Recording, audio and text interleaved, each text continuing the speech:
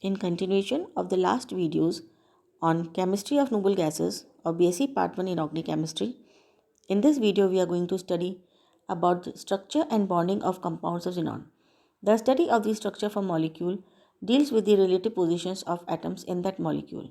Coordination number of central atom alone does not provide any information about the structure of molecule because the structure of a molecule depends upon the total number of bonded atoms and the lone pairs of electrons in it. For example, despite of equal coordination number of xenon in XeO4, XeF4 and XeO2F2, their structures are different. However, the total number of electron pairs surrounding the xenon atoms is determined by adding the lone pairs of electrons to the number of atoms bonded to the central xenon atom determines the parent geometry, that is, the geometry from which the actual structure of the molecule is supposed to have been derived.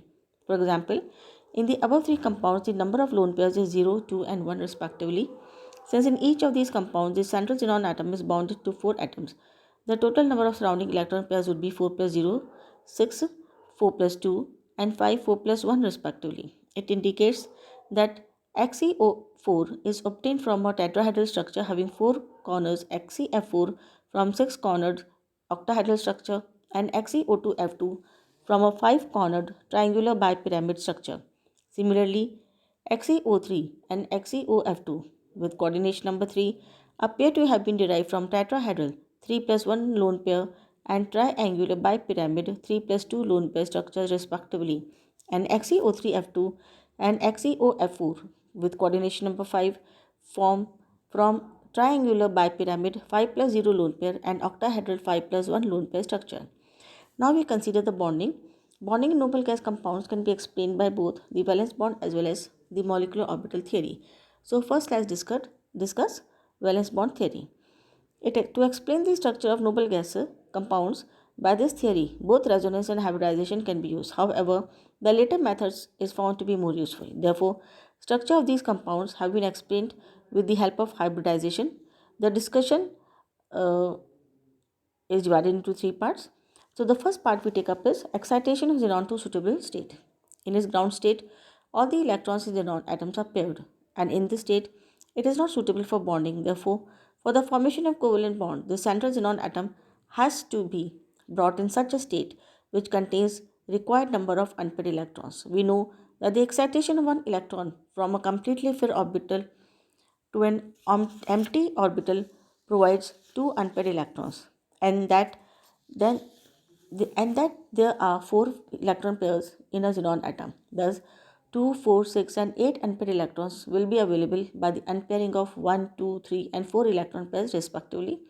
As we can see in this, out of the 4 electron pairs, 1 electron pair is unpaired, so we get 2 unpaired electrons. When 2 paired electrons are unpaired, we get 4 unpaired electrons.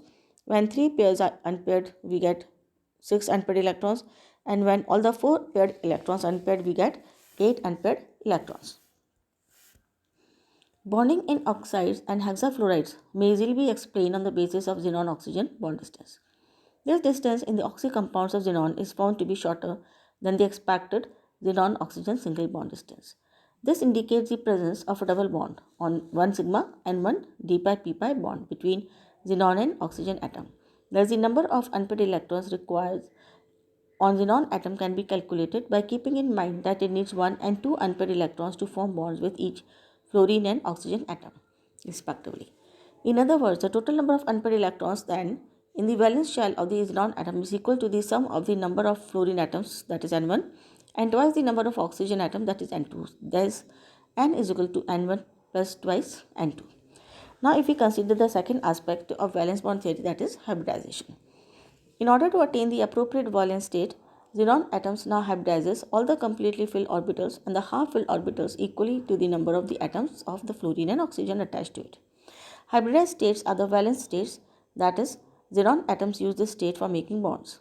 A half-filled hybrid orbital forms a sigma bond with one fluorine or oxygen atom, and the remaining unhybridized half-filled orbitals are used in forming pi bond with oxygen atoms. The filled hybrid orbitals remain as lone pairs. Now we come to the structure. Then hybridization gives an indication about the structure as direction of hybrid orbitals are determined by the hybridization. Once all the bonds of xenon and fluorine and oxygen atoms are formed, the structure of the molecule is determined keeping in mind the force of repulsion between bond pairs and the lone pairs according to the valence shell electron pair repulsion theory.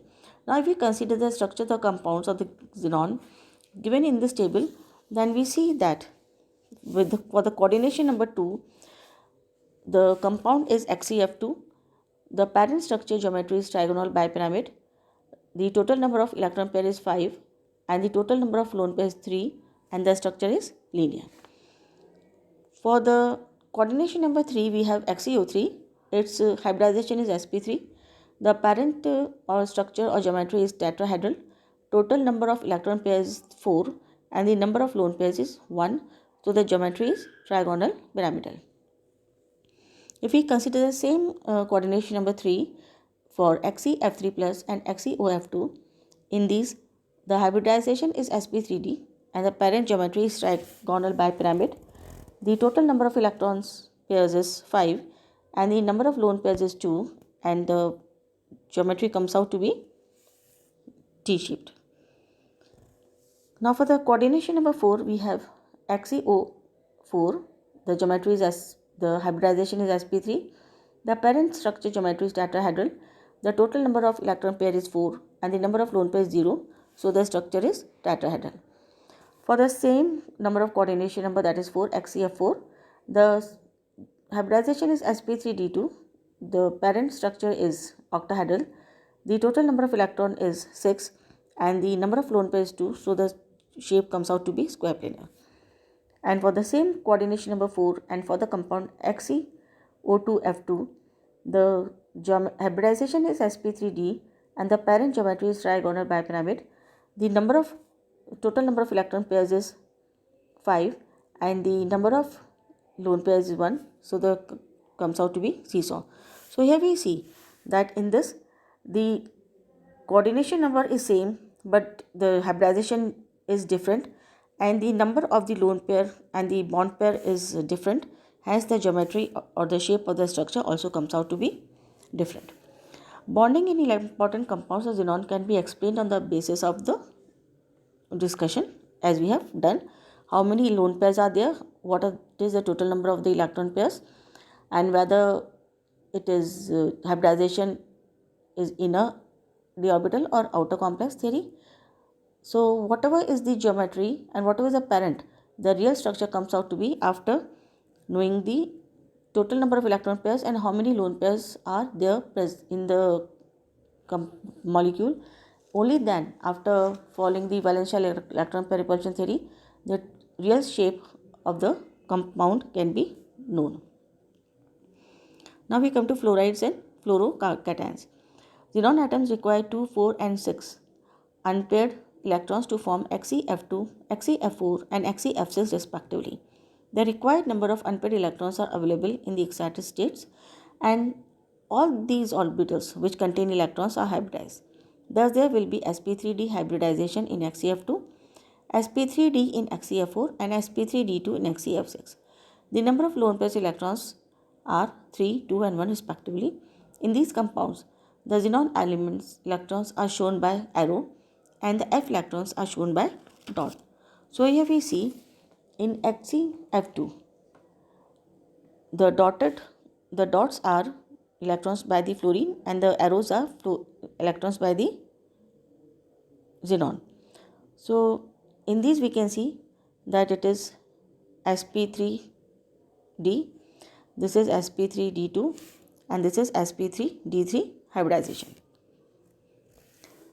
Now according to valence shell electron pair repulsion theory, the lone pairs of electrons will be oriented in space in such a manner that the repulsion between them is minimum. Therefore, as there are 3 lone pairs in XeF2, it will occupy the equatorial plane of a trigonal bipyramidal geometry, and 2 lone pairs in XeF4 will be trans to each other in octahedral geometry, and 1 lone pair in XeF6 will be directed along a face of the octahedron, so that the structure of these compounds are linear, square and distorted octahedral respectively. Similarly, in the cations, XeF3 plus and XeF5 plus xenon requires 3 and 5 unpaired electrons respectively for bonding. This can be obtained by losing 1 electron from each of the excited states and the central xenon atom after sp3d and sp3d2 hybridization will form bonds with 3 and 5f atoms. So clearly the shape of the XeF3 plus and XeF5 plus will be like T and square pyramid because there are 2 and 1 lone pair of electrons respectively, as we have discussed before. So here we see that in this there is one lone pair electron in Xe F3 plus, and in Xe5 plus there is one lone pair electron. So the geometry is T shaped for Xef3, and for Xef5 it is square pyramidal. So for it is square pyramidal, and for this it is T shaped. Now we come to oxides. In XeO3 and XeO4, a xenon atom is bonded with 3 and 4 oxygen atoms respectively. Therefore, it requires 3 and 4 half-filled hybridized orbitals for the formation of sigma bonds and equal number of half-filled T orbitals for pi bonds. So, xenon needs 6 and 8 unpaired electrons respectively, which are available in the excited states, and we see that only half of these unpaired electrons participate in hybridization and the rest are used in making pi bonds. Thus, in both the compounds, xenon is sp3 hybridized and the oxygen electrons are shown by dots. So here we can see that the electrons from the xenon are arrow shaped and the electrons from the oxygen are present as dots. So we can see that because of the presence of a lone pair of electrons, the structure of XeO3 will be trigonal pyramidal like NH3, whereas XeO4 will be tetrahedral. So this is like pyramidal NH3 and this is like CH4, that is tetrahedral. So now we come to oxyfluorides. In XeO2F2 and XeOF4, xenon requires 6 unpaired electrons. So if we see the sp3d and sp3d2 sp3d and sp3d2 will be the suitable hybrid state for xenon for the respective compounds.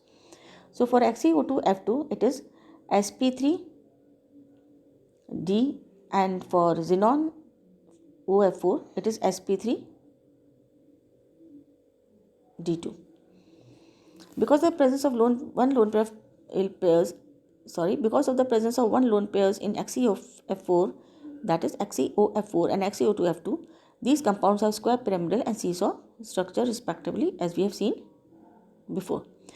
Though the structure of most of the noble gas compounds can be explained satisfactorily by the valence bond theory, however, we have seen that the promotion of the electrons to 5p and 5d orbitals require immense energy, which cannot be compensated even by the energy obtained from the bond formation. For example, 965 kilocalorie per mole energy is required for 5s2p6 and to 5s2p5d1 promotion only. Thus, it seems to be impossible to attain the excited state 5s2p3d3. Therefore, according to the valence bond theory, energy must be absorbed in the formation of these compounds. In other words, we can say that noble gas compounds would then be expected to be unstable, which is far from reality. Now we come to the molecular orbital theory. With the help of molecular orbital theory, we can explain all aspects of bonding and structure satisfactorily. XeF2 is the simplest molecule in which one orbital of xenon and two orbitals, one each from two fluorine atoms, overlap. Three molecules orbitals will be obtained by overlapping of these three orbitals as we can see in this figure. Atomic orbitals taking part in the overlapping have 4 electrons in all. These electrons occupy bonding and non-bonding orbitals, whereas the anti-bonding molecular orbitals remain empty. Since the energy of the non-bonding orbitals is equal to that of the atomic orbitals, it does not contribute to bonding. On the other hand, when the electrons enter the bonding orbitals, energy of the system decreases, stabilizing the molecule. So we can see that the use of molecular orbital theory for the halide is comparatively more difficult, and valence bond theory is much easier and much less simpler than molecular orbital theory. So this is all for today. Thank you.